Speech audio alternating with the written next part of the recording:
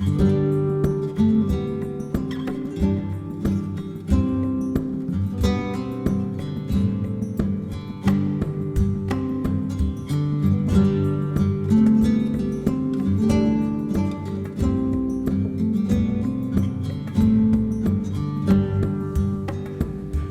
bonsoir tout le monde. Notre nouvelle émission de Explore ton centre, qui continue, qui est toujours sur sa lancée depuis plus d'un an, presque 2 ans maintenant. Et, euh, et ce soir, je reçois Geneviève Martineau, que tout le monde connaît, puisque c'est notre comptable en chef et toute l'équipe d'ailleurs, à elle toute seule. Qui va nous parler d'explorer son centre à elle, c'est quoi, c'est comment elle est arrivée ici, comment elle a exploré notre centre Shambhala à Montréal, et puis tout ce que ça lui a apporté, et toutes les questions que ça lui a posées, et peut-être quelques réponses. Je te laisse te présenter toi-même, de peur de dire des bêtises comme d'habitude. Bonjour. Comment se présenter dans tout ça? Geneviève Martineau. J'ai envie de commencer avec, par rapport au centre qui je suis, je ne vais pas faire mon CV, c'est pas intéressant, mais en fait, je suis arrivée à Shambhala en janvier 2011. J'ai un souvenir assez clair de ce moment-là. J'avais décidé que je voulais méditer.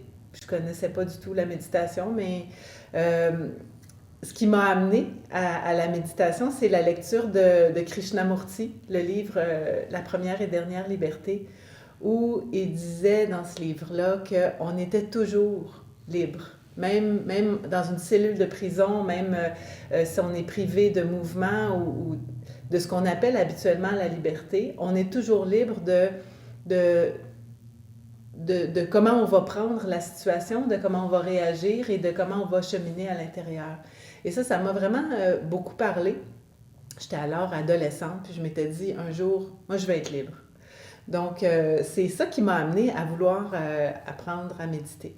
Et puis, je me suis donc présentée au centre Shambhala de Montréal. J'avais tapé Méditation Montréal sur Internet, puis c'était un des premiers qui est arrivé. Je me suis présentée à une rencontre publique. Puis la personne qui accueillait les gens à ce moment-là, c'est quelqu'un que je connaissais d'une vie antérieure. J'ai pris ça comme un bon signe et puis j'ai commencé. Alors j'ai trouvé ça sympathique. On était alors sur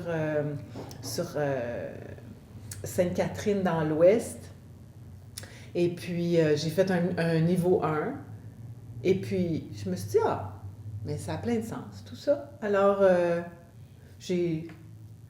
j'en ai fait un autre, puis ça faisait encore du sens. Puis je me suis dit, je vais continuer comme ça.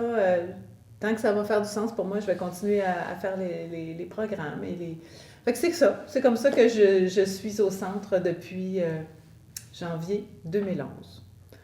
Je continue? Oui. Qu'est-ce qui t'a fait rester, par exemple? Ouais, bonne question. En fait, ça fait du bien. Ça fait du bien d'entendre qu'on pouvait, de réaliser qu'on pouvait ralentir, qu'on pouvait arrêter, qu'on pouvait respirer. Je n'étais pas dans ce mode-là du tout avant ça. Et puis, ça a été précieux. Les notions de bonté fondamentale aussi m'ont beaucoup parlé. En fait, ça a tellement plein de sens, tout ça. Tu sais, c'est très appliqué. Donc, c'est ça. Donc, j'ai fait les programmes, puis je me disais, ah non, c'est comme si ça a changé ma vie, on peut dire, parce que j'étais à Shambhala, à un moment donné, je me suis permis de me poser des questions sur mes choix de carrière. J'ai décidé de laisser l'ingénierie où j'étais depuis 20 ans pour aller vers le shiatsu. Donc, mais pourquoi j'ai fait ce saut-là vers le shiatsu, c'est parce que j'avais déjà entamé un processus de quête ou de recherche intérieure. Donc, oui. Et puis, c'est ça. Pour moi, la pratique de la méditation, ben c'est ça. J'ai suivi les formations, j'ai fini par prendre mon vœu de refuge et mon vœu de Shambhala. Puis pour moi, ça a eu vraiment beaucoup de sens. Le vœu de Shambhala, s'engager face à la société éveillée, de comprendre que dans le fond, la société, ce qui dit que j'aime tellement, la société, c'est toi et moi. C'est pas, on parle de la société comme si c'était quelque chose d'immense et d'inaccessible ou sur lequel on n'avait aucune prise, mais c'est pas vrai. La société, c'est chacune de nos relations, une à l'autre additionnées. Donc ça m'a vraiment beaucoup touchée. Et le fait que, c'est ça, face à toutes nos problématiques, d'être déprimé, d'être cynique,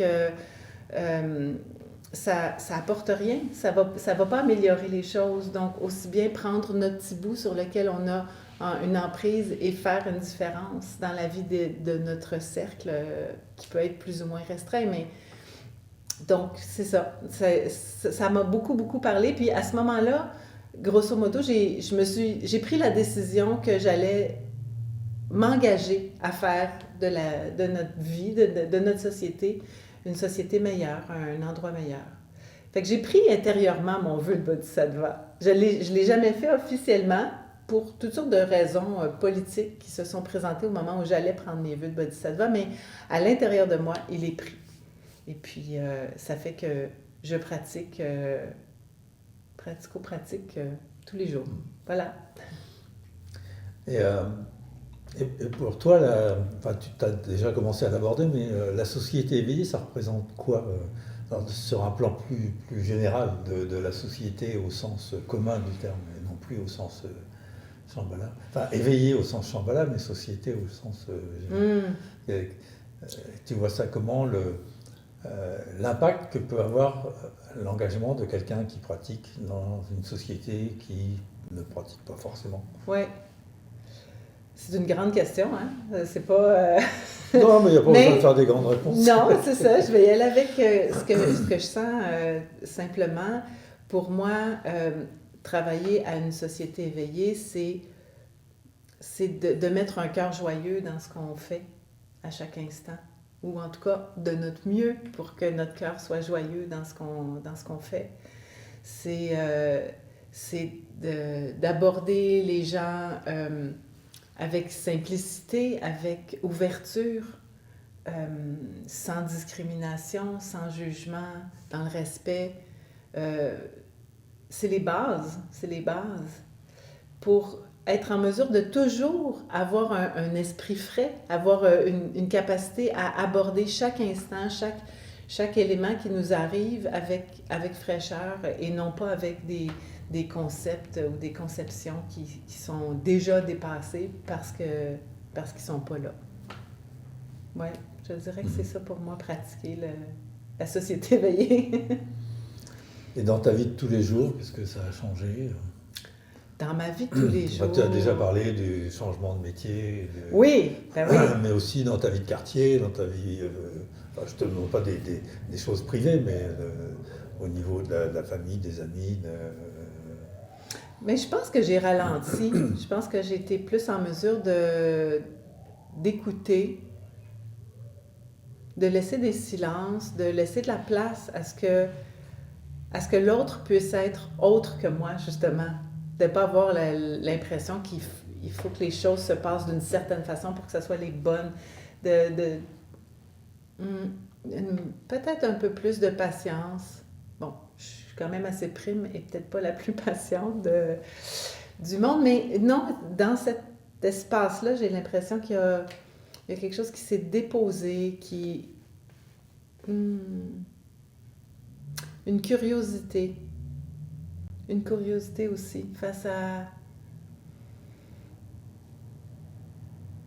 à l'espace, à ce qui peut naître de l'inconnu, de quand on laisse les choses se développer. Il y a des choses qui apparaissent, puis c'est souvent merveilleux. Je pense que oui, ça c'est nouveau. Bien, en tout cas, ça s'est développé avec le temps. J'ai aussi beaucoup développé mes notions de comptabilité. À notre grand bonheur, je vous ai dit, parce que ton action active, très active au niveau de la comptabilité, a porté ça à un autre niveau. Et je dois dire que notre centre fonctionne très bien, en grande partie grâce à toi, parce que on a des finances qui sont saines. On a pu acheter, grâce à tout ce travail que vous avez fait avec toute une petite équipe là, dont tu vas peut-être nous parler, d'arriver à trouver le financement pour qu'on puisse acheter notre local, ce qui nous a sauvé la vie pendant la pandémie, puisque beaucoup de centres ont fermé parce qu'ils n'avaient plus les moyens, comme ils ne fonctionnaient plus, ils n'avaient plus les moyens de payer leur loyer. Nous, on n'avait pas de loyer, donc ça a été une grande part positive dans notre survie. Il n'y a pas eu que ça, bien sûr, mais ça a bien aidé quand même. Ouais. Donc j'aimerais bien que tu nous en parles, parce que c'est quand même ta spécificité, en dehors de tout ce que tu fais pour le centre, il y a ce côté comptabilité qui, pour certaines personnes, dont je fais partie, est un grand mystère de l'existence, de savoir comment des gens peuvent s'intéresser à la comptabilité. Voilà, je te laisse la parole. La comptabilité, il y a quelque part où j'ai toujours aimé quand même remplir des formulaires. Donc, il y a quelque chose chez moi d'étrange qui m'est resté de ma jeunesse. Donc, à un moment donné, j'étais allée voir Louis Kirouac, qui était responsable des finances et qui aide encore, là. Louis, on ne le voit pas souvent au centre, mais il est en arrière-plan, puis je tiens quand même à lui lever mon chapeau parce qu'il assure la stabilité, puis il est en arrière-plan constamment. Mais, donc, j'étais allée voir Louis Kirouac pour dire, écoute, Louis, si jamais tu as besoin d'un coup de main en comptabilité, ça me ferait plaisir. Je pense qu'il est tombé en bas de sa chaise d'entendre quelqu'un qui disait ça. Et il a pas... il a sauté sur l'occasion. Donc, qu'est-ce que... J'aime à dire que c'est un peu ma pratique. Tu sais, quand on parle de méditation en action, moi, je dis que je fais de la comptabilité contemplative. Bon, donc, c'est une pratique parce que des fois, c'est long. Des fois, j'ai pas toutes les informations. Je travaille avec des gens, hein? Fait que les gens, ils donnent pas toujours les bons papiers, pas au bon moment. Donc, c'est toute une pratique de dire, ah, OK, là, en ce moment, c'est ça qui arrive, de respirer là-dedans, d'en faire aussi quelque chose de plus léger.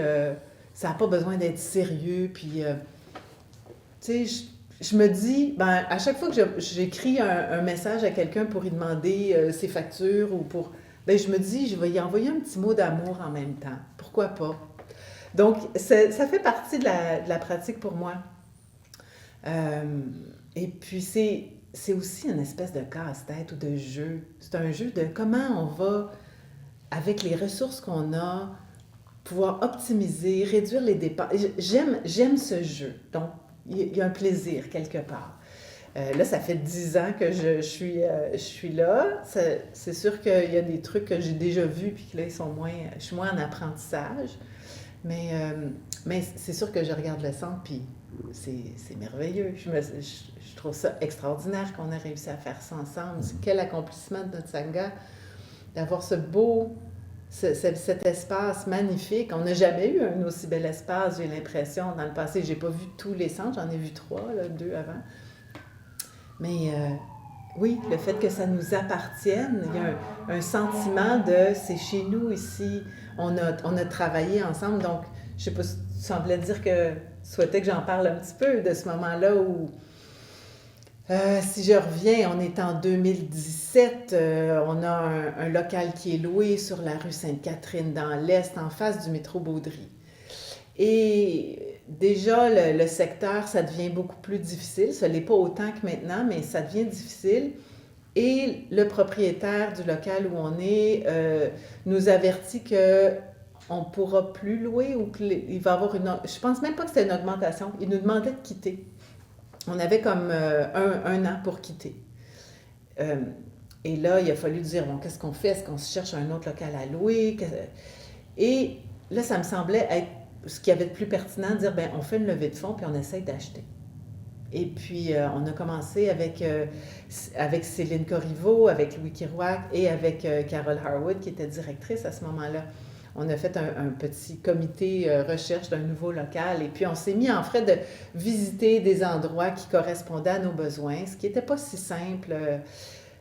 En tout cas, on en a visité plusieurs, puis quand on est arrivé ici, en fait, c'était pas le local du 2e étage qu'on visitait, c'était le local du 3e étage, qui était beaucoup plus cher et pour lequel on n'avait pas les moyens, mais en redescendant avec l'agente immobilière, je me suis aperçue en regardant par la craque que c'est un local vide, ça aussi. Donc là, je me suis amusée à trouver sur Facebook, bien, d'abord dans les comptes de la Ville de Montréal, à qui appartenait ce local-là. Là, j'ai trouvé son nom. Puis là, je me suis mis à chercher sur Messenger, Facebook, si je ne pourrais pas le retrouver. J'ai écrit un message pour dire « Bonjour, j'aimerais ça vous parler. » Puis là, il m'a appelé. Puis là, j'étais comme « Oups, j'ai fait ça moi. » Donc, là, je me suis mis à discuter avec ce monsieur-là pour dire « Écoutez, on est un centre de méditation, j'ai vu votre local, semble vide, seriez-vous intéressé à nous le vendre? » Puis là, il m'a dit « Ben, combien vous seriez prêt à donner? » Fait que j'ai dit notre budget.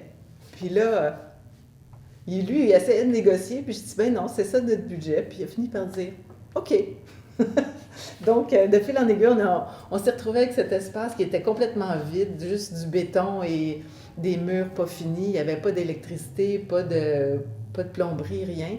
Et là, ça a été le plaisir aussi de créer les plans, de trouver des contracteurs, puis là, après ça, de gérer les travaux. Ça a été un grand bonheur pour moi de faire ça. Pendant les mois où ça a été les travaux, c'est moi qui faisais la gestion de chantier. J'ai eu un grand plaisir. Puis les gens qui venaient travailler ici, tous les ouvriers qui sont venus travailler ici, ont aimé ça. Ils aimaient ça venir le matin. Et ils venaient avec le sourire. Le plombier nous a même donné une plante à la fin du contrat pour nous remercier.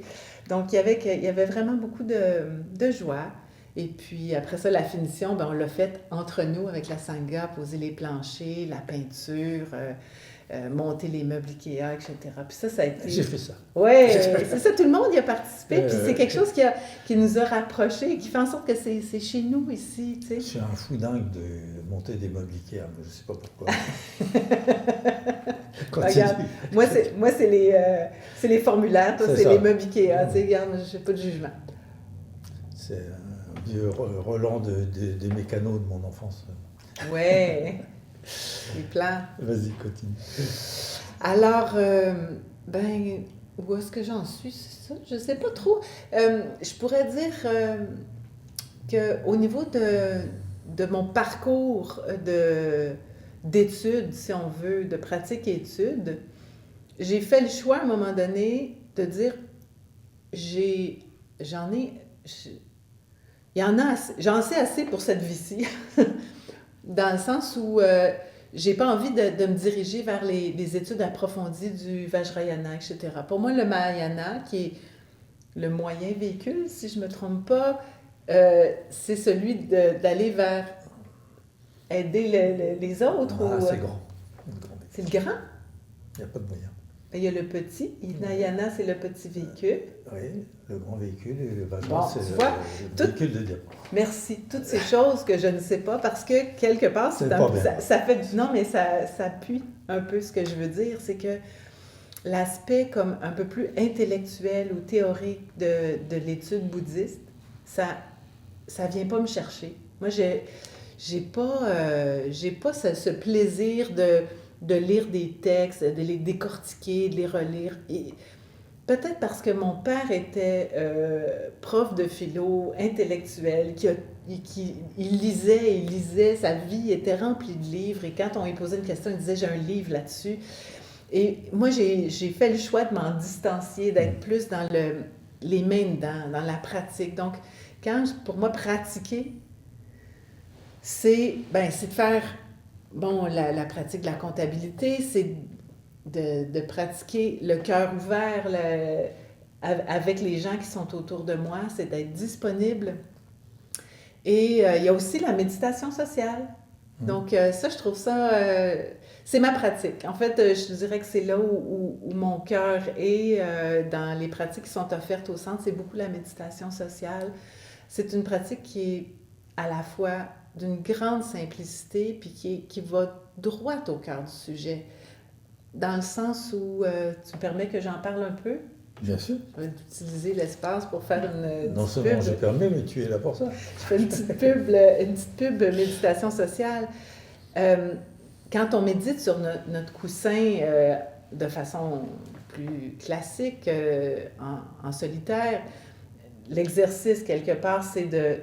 On a un objet de méditation qui est au départ la respiration, puis on s'y ramène. Donc notre esprit, il part et puis on le ramène avec bienveillance à notre respiration. En méditation sociale, on s'assoit en cercle et on fait face donc les uns aux autres. Et après une période de méditation individuelle, on est invité à s'exprimer avec le cœur. Donc, on est invité à s'exprimer non pas de choses qu'on connaît, de choses qu'on sait, de concepts ou d'avis. On ne veut pas aller là. On souhaite vraiment connecter avec ce qui est présent dans notre corps, dans notre cœur, à l'instant où on l'exprime.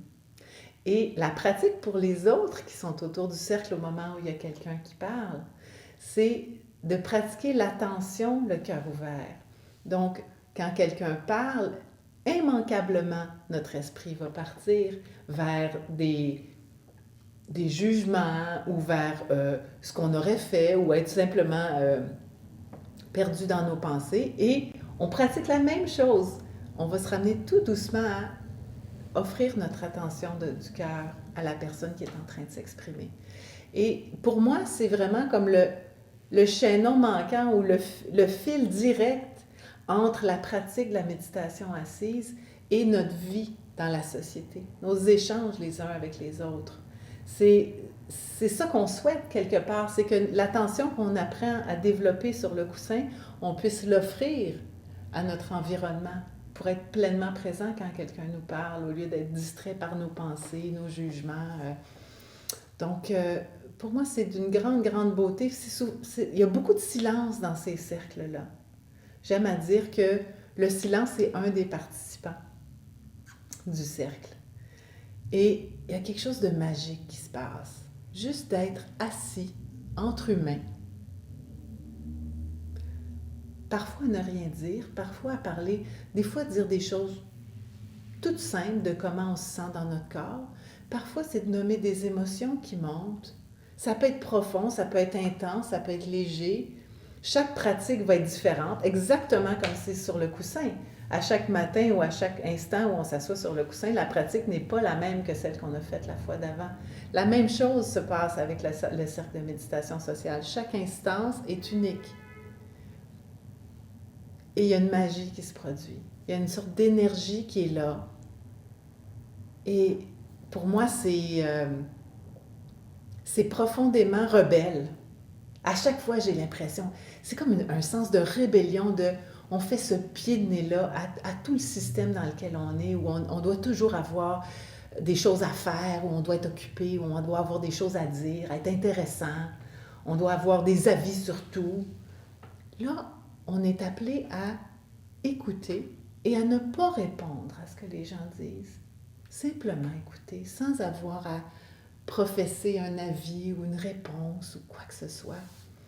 C'est profondément apaisant et nourrissant. Ça vient nourrir quelque chose de profond. Puis les gens qui viennent souvent disent « Wow, j'ai jamais vécu quelque chose de comme ça. » On a beau ne jamais s'être rencontrés avant, il y a une sécurité qui s'installe, il y a un bien-être, il y a quelque chose de profondément essentiel puis humain à tout ça. Fait que pour moi, c'est ça. C'est là où je retrouve tout le sens de la pratique de méditation et de la relation et de la société éveillée et tout ça. Donc pour toi, cette énergie qui est celle du cercle un peu, c'est une représentation de l'énergie d'une société éveillée. Oui, on pourrait dire ça. Je ne réduis pas à ça, mais oui. c'est une des facettes. Oui, Pour moi, c'est une pratique de simplicité, de lenteur, d'espace, de connexion.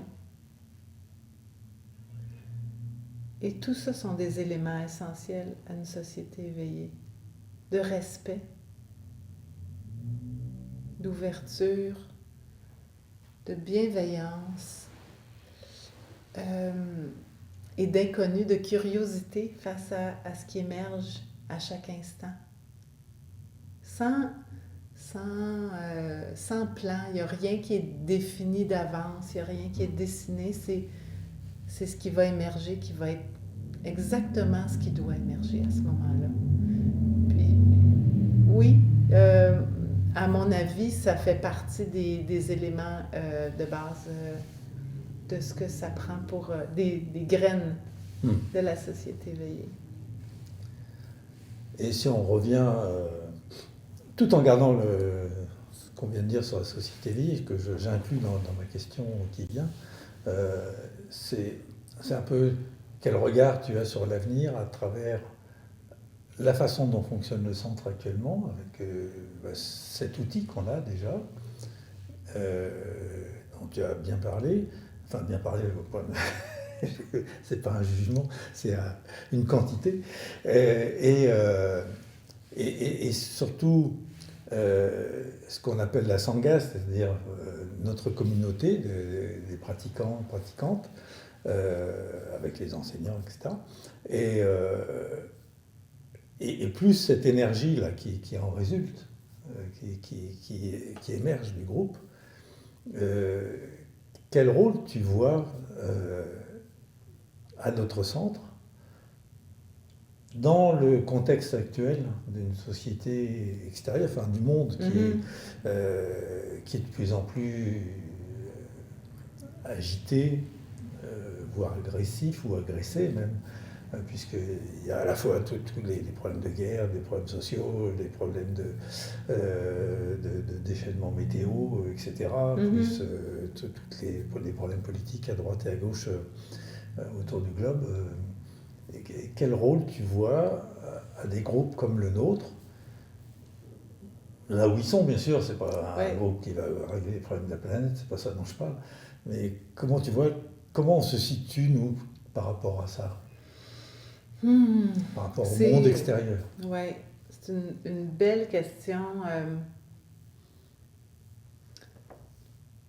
Je crois que les problèmes... Je suis très touchée. D'abord, je veux juste le nommer que pour moi, je suis très, très touchée, affectée par ce qui se passe dans le monde. Que ça soit, toutes les guerres qui se passent et la guerre qu'on mène à la nature aussi, qu'on dit l'environnement.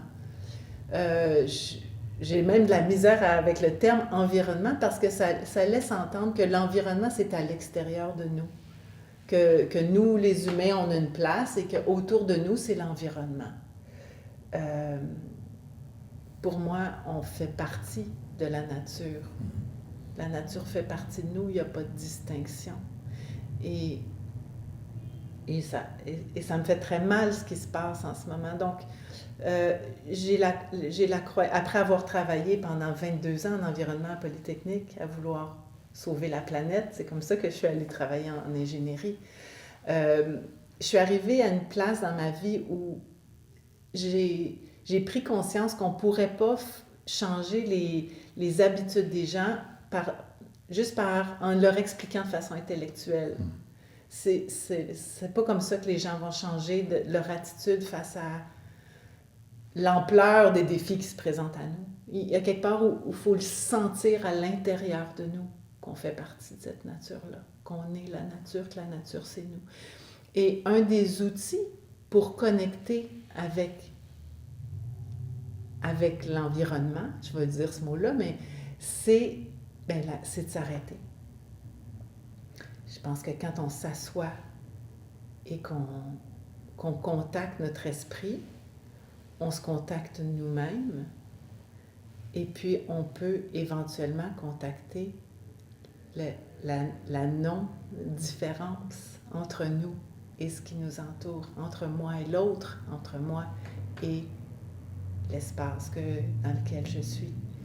Et donc, c'est essentiel pour qu'on puisse globalement changer nos habitudes. Donc là, je fais un grand détour pour dire que s'arrêter et se contacter soi, c'est apprendre à connecter à soi, à l'autre, puis à l'environnement. Tout ça, ça vient ensemble. Et donc, des endroits comme ici où le Centre Shambhala offre à des gens la possibilité de court-circuiter l'élan dans lequel ils sont pour s'apaiser, pour s'arrêter et pour contacter tout ça.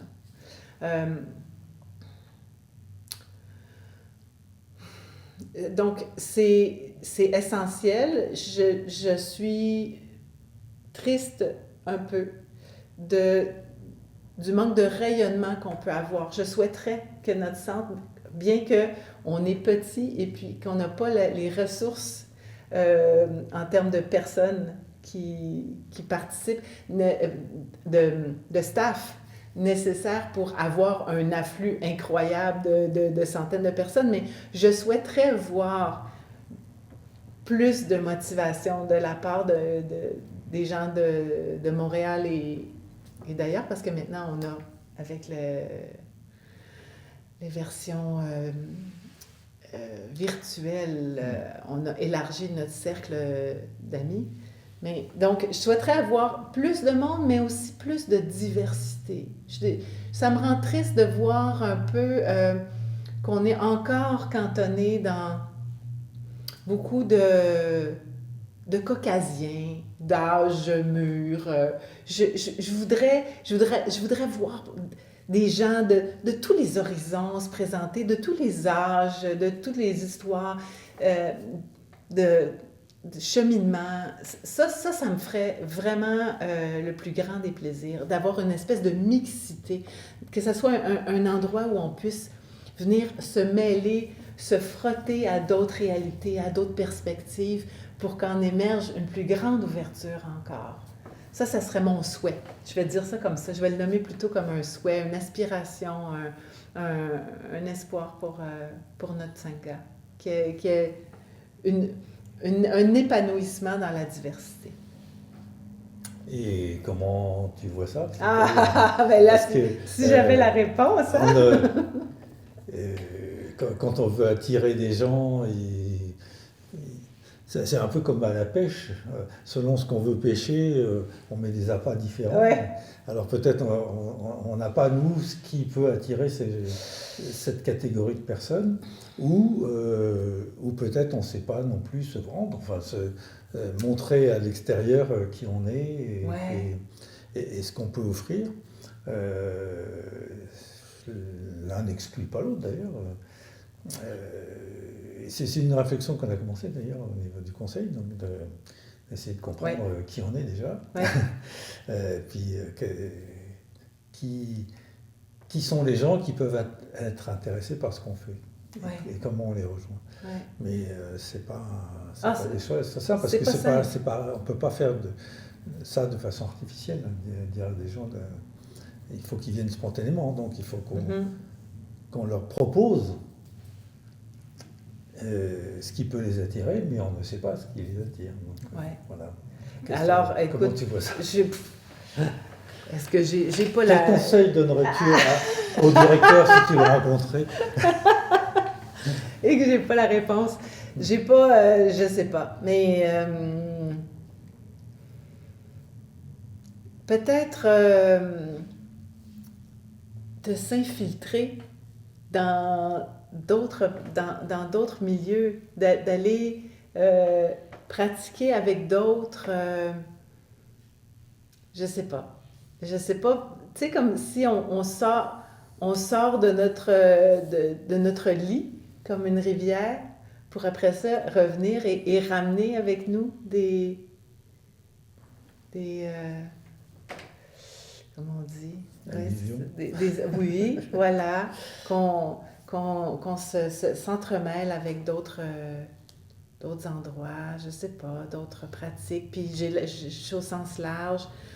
Je sais que la semaine dernière, je reviens à la méditation sociale, on a eu des gens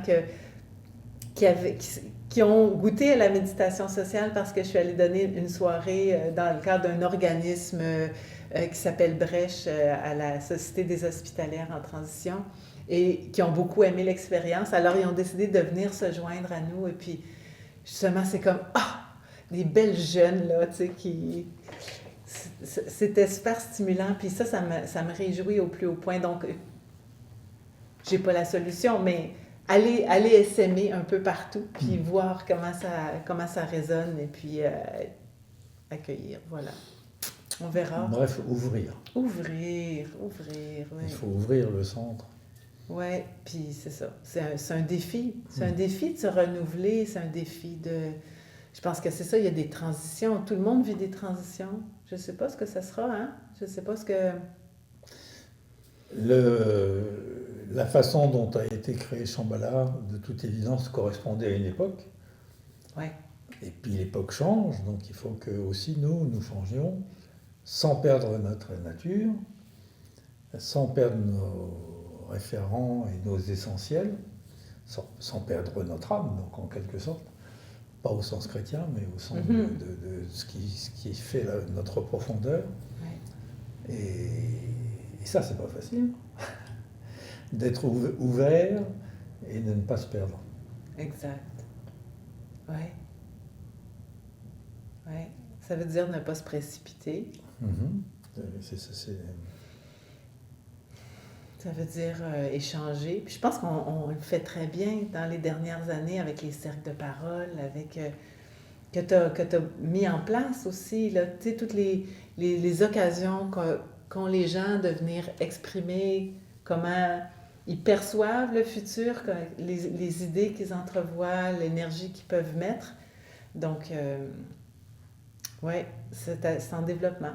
C'est en développement. Et puis, moi, je te lève mon chapeau. Hein, j'en profite pour te remercier de toute l'énergie que tu as mis en place pour mettre des transitions en place. Elles sont en train de se faire, les transitions. On ne voit pas exactement comment tout ça va se déployer sur le long terme, mais on le voit bien. Puis, il y a des gens qui sont là, qui se renouvellent. Il y a des nouvelles cohortes.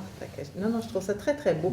Puis d'ailleurs, je ne l'ai pas dit tantôt, mais je me l'étais noté mentalement que pour moi, tu sais, quand je dis, la comptabilité et tout ça, pourquoi je pratique ça? C'est que ça me permet de m'assurer que le centre puisse continuer à offrir le dharma aux gens. Qu'il y ait de plus en plus de gens qui puissent avoir accès aux enseignements, puis à pouvoir venir pratiquer pour ouvrir leur cœur, puis contacter leur vulnérabilité, puis que ça puisse essaimer, que ça puisse rayonner dans la société. Je pense que c'est comme ça qu'on fait des changements. Une personne à la fois, un cœur à la fois qui s'ouvre, puis ça fait en sorte que chacun devient des petits centres de changement dans leur propre milieu. Donc, voilà. Je te remercie de ce que tu as dit sur moi, mais il ne faut quand même pas oublier que c'est une équipe et que je ne suis pas tout seul. Moi tout seul, alors je remercie l'équipe et toi. Je ne pourrais certainement pas faire grand-chose. On a la chance d'avoir un conseil qui est très actif, des fois c'est un peu sportif, mais c'est bien que ce soit comme ça, parce que du choc des idées jaillit l'étincelle qui va illuminer tout ce qu'on cherche à illuminer autour de nous. On ouvre de plus en plus aussi. Là, cette semaine, on va avoir une pratique où on a invité d'autres centres bouddhistes de Montréal pour commémorer certains maîtres de la lignée, donc de lignée commune, en fait, puisque d'autres centres ont les mêmes origines que nous. Ce sont des branches issues d'un même arbre. Et donc c'est bien de se retrouver de temps en temps pour célébrer nos maîtres communs. Et je pense que là aussi, on a à s'apprendre les uns des autres, parce que on ne travaille pas de la même façon, mais à partir des mêmes textes et sur la même lignée. Donc ça veut dire qu'on s'enrichit les uns les autres sans se perdre, justement. C'est ça qui est intéressant. Ouais. Parce qu'on reste dans les mêmes origines. Et puis il y a plein d'autres idées comme ça à développer pour justement aller au-devant de la société qui nous entoure. Et comme tu disais tout à l'heure, semer ces petites graines, là, et puis voir ce qui pousse. Si ça ne pousse pas, c'est que soit c'est pas la bonne graine, soit elle n'a pas été au bon endroit, soit elle n'a pas été arrosée comme il fallait, enfin je ne sais pas. Mais si on n'en met pas, ben, il n'y en aura pas, ça c'est sûr. Et si on en met, ben, tout ce qu'on risque, c'est que ça marche. Ouais. Donc c'est un peu comme ça que je vois les choses, mais ça prend des gens comme toi qui lancent des idées, qui à la fois, tu as travaillé à la fois sur le contenant, c'est-à-dire la comptabilité, ce qui nous a permis de fonctionner, d'avoir un bon centre, etc., etc., et sur les outils, parce que le cercle méditation sociale a quand même été l'exemple qui nous a fait après développer les différents cercles, le cercle de parole, le cercle des enseignants, etc. Enfin, on a pris cette habitude mais c'est grâce à la méditation sociale qui nous a appris à le faire, parce que c'est aussi, ça ne s'invente pas, quoi, parce que ça peut tourner au tragique très rapidement, un cercle. Hein. Si ça s'emballe, si les gens ne respectent pas les règles de respect de l'autre, respect du temps de parole, et puis de respect surtout de je parle ce qui vient de moi et non pas on m'a dit que, il y a qu'à, faut que, etc. Donc tout ça, ça vient de la méditation sociale, même si ça n'en est pas. Oui. Ah oui, effectivement, tu as raison de le nommer, puis je suis très fière de notre centre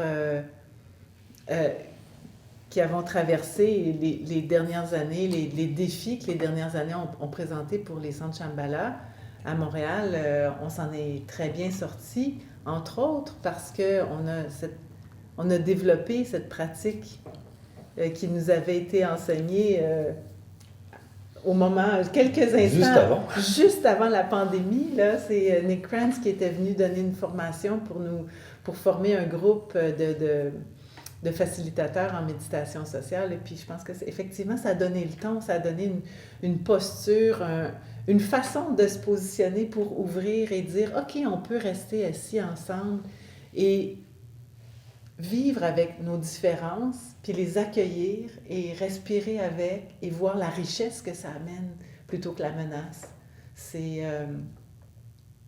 puissant quand on peut voir la différence comme une richesse. C'est vraiment... ça change tout. Ça change tout. Parce qu'on ne se braque pas, on devient curieux, on devient curieuse, on tend une perche, on écoute. On n'a pas besoin de défendre ce qui se passe à l'intérieur. On sait que ce qui est à l'intérieur est là. C'est pas menacé, mais ça peut encore se transformer, se colorer avec ce que les autres nous offrent. Donc, il reste à le pratiquer. Alors, des fois, entre la théorie et la pratique, le diable est dans les détails. Si on veut un équilibre dans la diversité, il faut toujours être en équilibre. C'est-à-dire en équilibre, c'est-à-dire qu'on n'est jamais, c'est jamais fixe.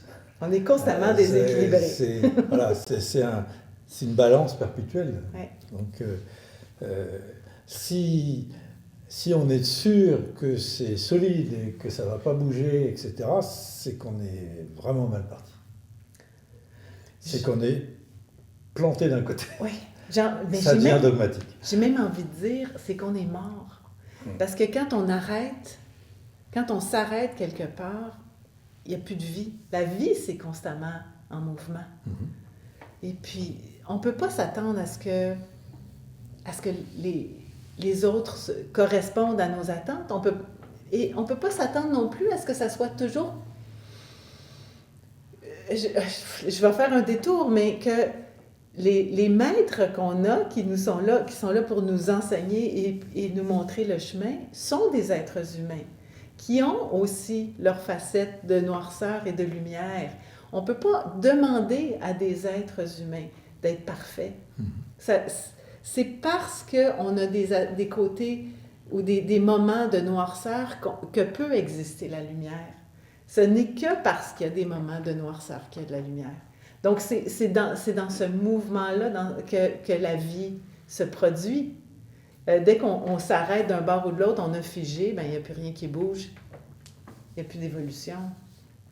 Donc c'est ça, d'apprendre à vivre avec notre cœur ouvert, notre cœur tendre, le fameux cœur tendre de tristesse qui me parle beaucoup de Chogyam Trungpa.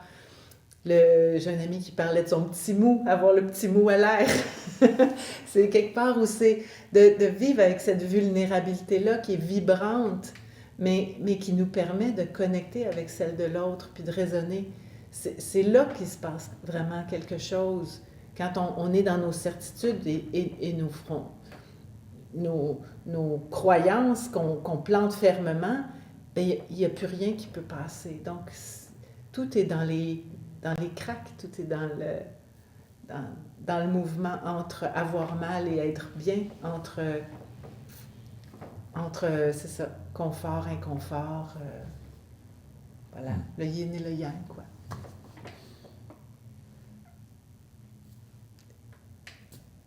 Merci, Jean-Luc. Eh bien, je vais te laisser conclure. Il me semble que je fais rien que ça conclure. Qu'est-ce que, suite à ces échanges, qu'est-ce que tu en retiens? Sur quelle lancée tu es ce soir? Dans quel esprit tu es? Dans quel esprit je suis? Je suis touchée de l'espace que tu m'as proposé ce soir. Je suis contente de faire partie de cette Sangha. Je suis vraiment contente d'être un des morceaux du casse-tête mouvant. Avec la couleur que moi j'amène, mais qui se mélange avec la couleur des autres. Je trouve que c'est vraiment précieux.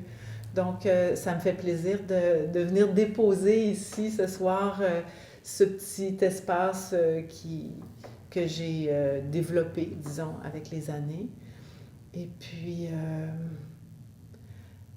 je pars aussi avec, je vais élargir, mais dans ma lancée de pratiquer le cœur ouvert dans les relations et dans le monde, et souhaiter aider les gens à connecter avec leur cœur, avec leur sensibilité et avec les autres et avec la nature.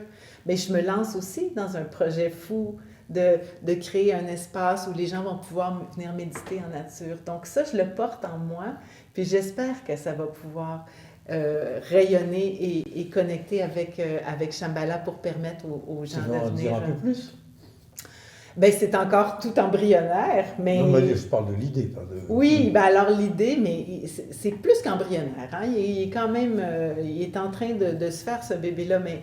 Donc, j'ai acheté avec une amie un immense terrain boisé magnifique dans la Naudière, et l'idée, ça va être d'installer des petits ermitages ou des petites cabines où les gens vont pouvoir venir s'installer à leur guise pour une journée ou 2 ou plusieurs jours, pour venir y faire des retraites en nature et se connecter donc à eux-mêmes, s'arrêter, sans qu'on leur dise quoi faire. J'ai pas envie d'être dogmatique même dans la pratique. Je pense que le simple fait d'être en nature, ça permet d'apaiser des choses. Puis après, ça peut être pour d'abord dormir, lire, se reposer, et ensuite peut-être aussi arriver à méditer, à se connecter avec son esprit, et puis à connecter avec la richesse de ce que la nature nous propose. Parce que j'ai l'impression que tant qu'on n'est pas immergé dans la nature, on s'en sent séparé justement, puis qu'on n'a pas on sent pas l'urgence de faire quelque chose. Donc, c'est tout ça. Et puis, pour moi, ça connecte vraiment avec la Sangha. J'espère aussi que ça va créer un espace pour que les gens de notre Sangha, et plus large, s'il y en a qui sont intéressés, puissent venir profiter des lieux, là. Donc, à suivre. Je n'ai pas d'annonce plus près. Absolument à suivre. D'autant que ce que tu proposes, c'est la vraie retraite. C'est retraite au sens de se retirer du monde, Oui. se retirer de l'agitation, se retirer aussi je suppose qu'il n'y aura pas d'électricité et de Wi-Fi, donc se retirer de tous ces fils électriques à la patte que nous avons, et j'en suis un vivant exemple. Donc, oui, peut-être une belle expérience à vivre. Alors, tu m'inviteras dans 2 ans, je pourrais t'en parler davantage. Merci. Écoute, je te remercie à la fois d'être toi-même, parce que tu es une personne importante de ce centre, parce que tu apportes justement tout ce côté de mettre les choses en colonne et en ligne, dont la plupart d'entre nous, moi le premier, sommes bien incapables, y compris dans ma comptabilité personnelle. Et puis, donc, ça amène un cadre, et puis en même temps, tu n'es pas enfermé dans ce cadre-là, et ça sert simplement de référent pour des choses qui ont besoin d'être référées. Et puis, il y en a d'autres qui doivent être ouvertes, et puis tu le fais avec ce projet de centre de retraite, enfin, c'est même pas un centre, parce qu'il n'y a pas de centre. Non, c'est un ermitage peut-être. Voilà, c'est un éparpillement de retraite en nature, mais surtout tout ce que tu as dit à propos du centre, c'est-à-dire que le centre c'est un point de ralliement, mais autour du centre il y a quoi? Cette émission s'appelle Explore ton centre, mais pourquoi on a appelé ça Explore ton centre? C'est parce qu'il n'y a pas de périphérie, ça s'arrête nulle part,